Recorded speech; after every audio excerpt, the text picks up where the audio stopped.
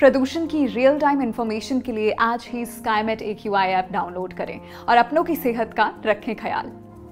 नमस्कार, आप देख रहे हैं स्काईमेट वेदर रिपोर्ट। मैं हूं देवेंद्र त्रिपाठी। डालेंगे नजर 18 नवंबर को देश भर के मौसम पूर्वानुमान पर।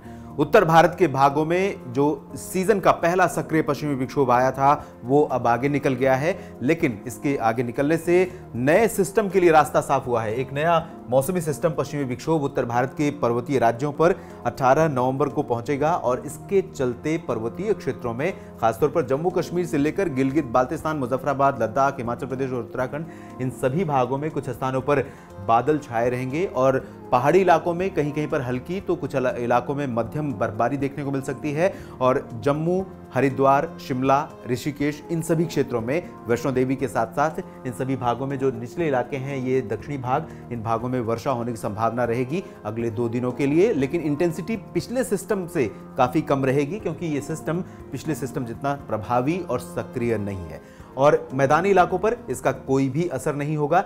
लेकिन इस सिस्टम के चलते उम्मीद है कि जो उत्तर पश्चिमी ठंडी हवाएं अब चलनी शुरू होनी थी, इन हवाओं की रफ्तार, इन हवाओं की जो डायरेक्शन है उसमें ब्रेक लग जाएगी और पंजाब, हरियाणा, दिल्ली NCR, पश्चिमी उत्तर प्रदेश तथा राजस्थान के भागों पर अभी उत्तर पश्चिमी ठंडी हवाओं का प्रभाव कम से कम 48 घंटों तक नहीं दिखेगा, जिसकी वजह से तापमान में भारी गिरावट के लिए थोड़ा सा और इंतजार करना पड़ेगा। उम्मीद है कि 20 नवंबर से उत्तर भारत के मैदानी इलाकों में तमाम जगहों पर ठंडी हवाओं का प्रभाव काफी तेज दिखेगा और जिसकी वजह से तापमान में व्यापक गिरावट होने की संभावना 20 नवंबर के बाद से है। अगले कुछ दिनों के दौरान पूरब की तरफ चले तो यहां पूर्वी उत्तर प्रदेश, बिहार, झारखंड और पश्चिम बंगाल समेत जो पूर्वी इलाके हैं, इन सभी भागों पर मौसम शुष्क रहेगा। यहाँ आप देख सकते हैं एक क्लॉकवाइज सर्कुलेशन बना हुआ है जिसे एंटी साइक्लोनिक सर्कुलेशन कहते हैं और इसके प्रभाव से इन भागों में कुछ इलाके ऐसे हैं जहाँ पर पूर्वी और दक्षिण पूर्वी आर्द्र हवाएं इस तरह से चल रही हैं। ये हवाएं बंगाल की खाड़ी की तरफ से आ रही हैं। इसकी वजह से यहाँ पर दिन में थोड़ा सा धुंध का मौसम बना रह सकता है। बहुत साफ आसमान नहीं रहेगा, तेज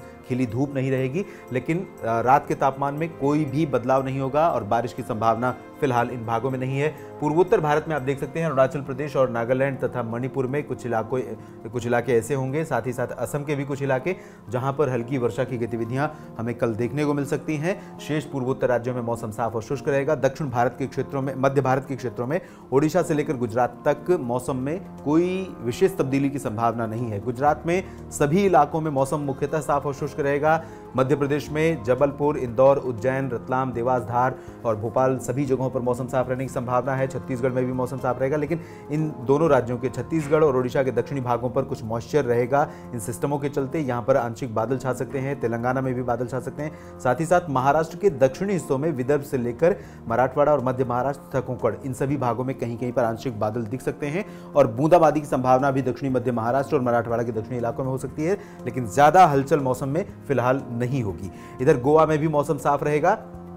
दक्षिण की तरफ चलें तो यहां पर उत्तर पूर्वी मानसून इस समय व्यापक रूप में सक्रिय बना हुआ है, कह सकते हैं कि उग्र बना हुआ है, जिसके चलते काफी अच्छी बारिश यहां पर देखने को मिल रही है। बीते 24 घंटों के दौरान तमाम जगहों पर मूसलाधार वर्षा रिकॉर्ड की गई है। तमिलनाडु और आंध्र प्रदेश के कुछ इलाकों में अब बारी केरल की है। उम्मीद है कि ये जो well marked low pressure area आप देख रहे हैं, ये लक्षद्वीप के आसपास बनेगा और इसका जो मूवमेंट है इस तरह से उत्तर और उत्तर पश्चिमी दिशा में है। ये डिप्रेशन भी बनेगा, लेकिन लगभग यहां पहुंचकर डिप्रेशन बनेगा। इसके लिए 24 से 48 घंटों का इंतजार करना पड़ेगा और जब ये आगे बढ़ता चला जाएगा तो धीरे धीरे असर दक्षिणी प्रायद्वीपीय भारत पर कम होने लगेगा। लेकिन अगले 48 घंटों तक कम से कम इसका प्रभाव दक्षिणी प्रायद्वीपीय भारत पर रहने वाला है। इसी की वजह से यहाँ पर बारिश में जो कमी बहुत ऊपर चल रही थी वो अब घटकर 2% पर आ गई है।